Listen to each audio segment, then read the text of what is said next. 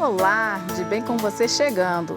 E hoje a gente vai conversar sobre um assunto sério, o Setembro Amarelo, que é o mês dedicado à prevenção do suicídio.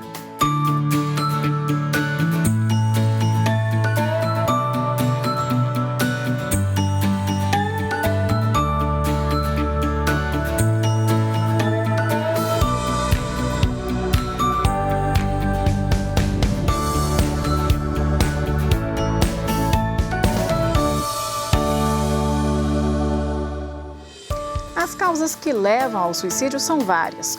O ato ou a sua tentativa é resultado de uma série de fatores que podem ser tanto psicológicos quanto biológicos. Características genéticas, culturais, socioambientais também podem contribuir para este comportamento.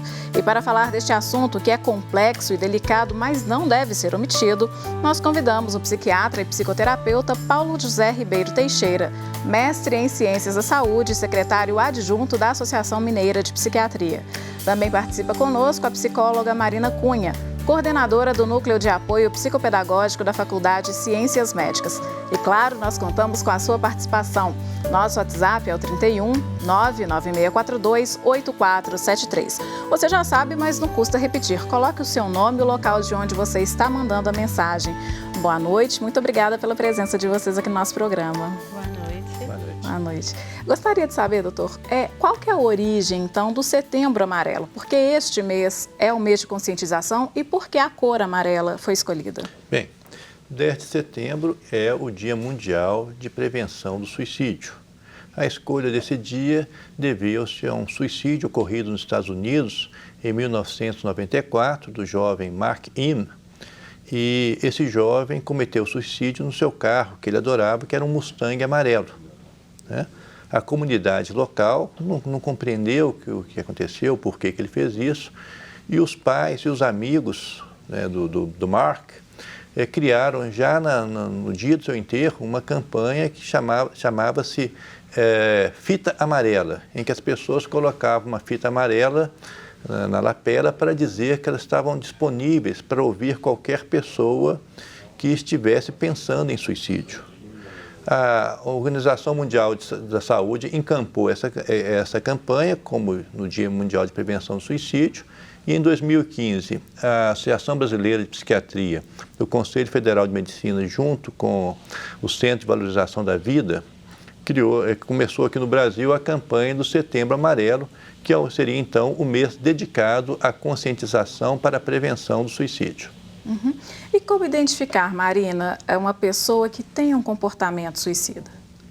A gente pode observar a partir da mudança do comportamento daquela pessoa, né? Algum familiar pode observar um isolamento, a pessoa pode ficar mais agressiva, não querer um contato com as pessoas, romper alguns laços que já tem o costume, desânimo de ir à aula, de fazer uma atividade física, encontrar com os amigos que já eram de costume. Então, esse estranhamento é possível perceber. Uhum. E, além desse estranhamento, existem frases, né?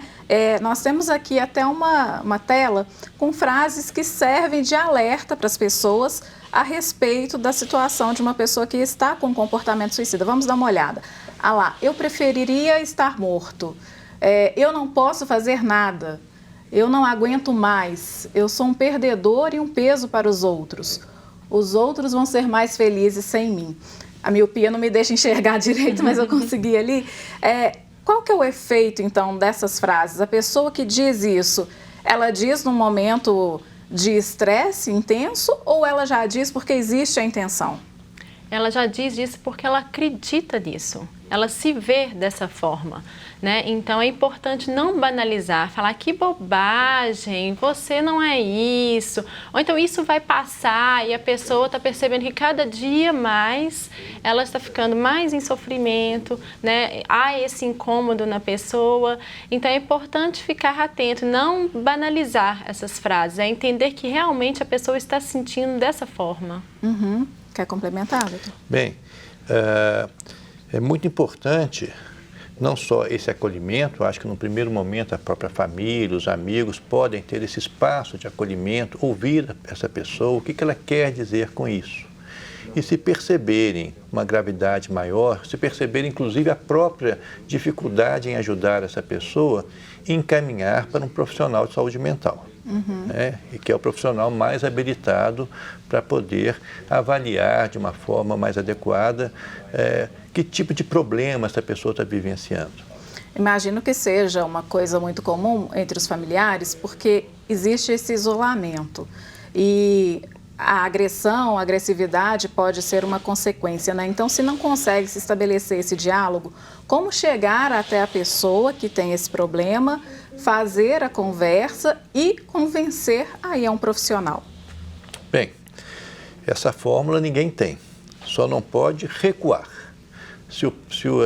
Vamos pegar o jovem, o adolescente, né, o suicídio, atualmente a faixa etária que mais está aumentando a incidência de suicídio é entre adolescentes e jovens.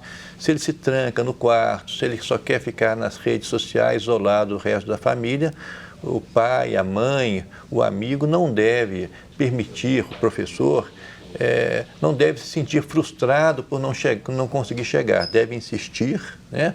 Estar o tempo todo do lado, se colocar à disposição e, como falei, em casos em que o risco, que suspeite de um risco maior, encaminhar, procurar a orientação com um profissional de saúde mental. E hoje, entre os jovens, que é até o tema do seu estudo de doutorado, né? Como é essa situação do comportamento e até dos atos entre os jovens? Isso tem aparecido também muito nas escolas, né? O meu estudo são nas escolas de ensino fundamental, em que a gente observa assim, que os professores, há um endereçamento para os professores, né? Então, às vezes, os próprios colegas comentam, o aluno deixa visível, às vezes, aparecer no braço, ou então sinaliza, eu trouxe uma cartela de comprimido e vou tomar no banheiro. Então, há um endereçamento e esse endereçamento precisa ser escutado, né? Muitos profissionais ficam assim, será que eu falo? Será que não? A pessoa faz para o outro ver. Então, se o outro viu, é importante chamar para uma conversa e principalmente não numa situação de cobrança, mas de dizer que está ali, apoiando, que é para compartilhar aquele sofrimento. A escuta é bem-vinda, ainda que não seja de um profissional especializado num primeiro momento. Num primeiro momento, né? Determinados pacientes, determinadas pessoas podem se sentir aliviadas apenas porque está tendo esse sofrimento acolhido. Né? Sem dúvida alguma, todos nós podemos ajudar. E esse pensamento, ele não necessariamente vai acompanhar a pessoa. Ela pensou, em alguns casos até tentou, mas com a supervisão profissional, um acompanhamento, é possível se eliminar isso? Já vi inúmeros casos, inúmeras pessoas com ideias, com tentativas de autoextermínio que solucionaram tudo isso e foram seguir a vida. Né? Só se deve levar a sério, acabar com qualquer ilusão de que quem fala de suicídio não vai cometer suicídio. A maioria das pessoas que cometem suicídio, falam de suicídio antes. Quem tentou suicídio é porque, na verdade, não queria morrer. Se quisesse morrer, teria conseguido. Mentira. 50% das pessoas que cometem suicídio tentaram antes. Então, tentar suicídio, falar de suicídio, ocorre sim antes das pessoas cometerem suicídio. Então, são sinais de alertas mais importantes que nós devemos levar em conta. Que não é um desejo acabar com a própria vida, é um desejo de eliminar uma dor, não é? E é um apelo ao outro, sabe? É um apelo de entre nessa minha relação aqui, não está sustentável eu sozinho, né? Então, esse apelo ao outro precisa ser também escutado nas tentativas de suicídio. Nós conversamos antes até do programa começar a respeito de uma série norte-americana que levou a um efeito contágio, né, doutor? Gostaria que o senhor explicasse como funciona esse efeito e principalmente entre os jovens. Se você, como é caso também do seu estudo, quiser complementar a fala dele, pode ficar à vontade. Bem, isso realmente, o efeito contágio, também chamado de efeito Werther, ele é mais comum exatamente em adolescentes e adultos jovens. Se uma pessoa importante, se um ídolo comete suicídio, Muitas pessoas que estão em condição semelhantes, adolescentes depressivos, podem querer fazer a mesma coisa. Essa série 13 Razões é uma série que mostra claramente uma adolescente cometendo suicídio nos diversos episódios, ela tentando, mostrando os supostos motivos que ela teria para ter cometido esse ato. Um estudo nos Estados Unidos demonstrou que a taxa de suicídio entre garotos, entre homens e adolescentes, aumentou no mês seguinte ao lançamento dessa série na Netflix. Mostra claramente que esse efeito existe e que todos, inclusive jornalistas, a imprensa, devem se preocupar com esse efeito contágio. Uhum. E era nesse ponto que eu queria chegar. O assunto ele deve ser discutido, nós da imprensa não devemos nos omitir. A própria série, talvez, se tivesse sido feita, escrita de uma outra forma, poderia até servir como forma de educar, de informar. Então, como tratar esse assunto? Como tratar esse assunto publicamente? Sempre pensando na prevenção e como fazer esse laço com a vida, né? Então, apontando possibilidades de buscar tratamento, de falar sobre isso, né? E não falar de uma outra forma. Às vezes, suicídio bem-sucedido. Um suicídio não é bem-sucedido, né? Então, não é comum. Nem né? o oposto também, nem mal sucedido, não existe. Uhum. Então, não dá para a gente pactuar com a morte, né? Sim. E sim sempre colocar questões ligadas à vida. Sim. Então, quando a gente apresenta possibilidades de vida, possibilidades de tratamento, quem está identificado com esse tema vai buscar, né, essas alternativas para sair desse lugar que ele está. Ok. Eu penso que havendo um evento importante, uma pessoa conhecida que comete suicídio, é claro que a imprensa deve e vai noticiar, mas não precisa entrar em detalhes sobre como foi a forma do suicídio. Os né? métodos. Não afirmar sobre o porquê. Na verdade, ninguém sabe exatamente o que fez aquela pessoa cometer suicídio. Então, não afirmar o porquê, porque com isso o jovem pode querer se identificar. Então eu estou sentindo a mesma coisa, a solução é essa.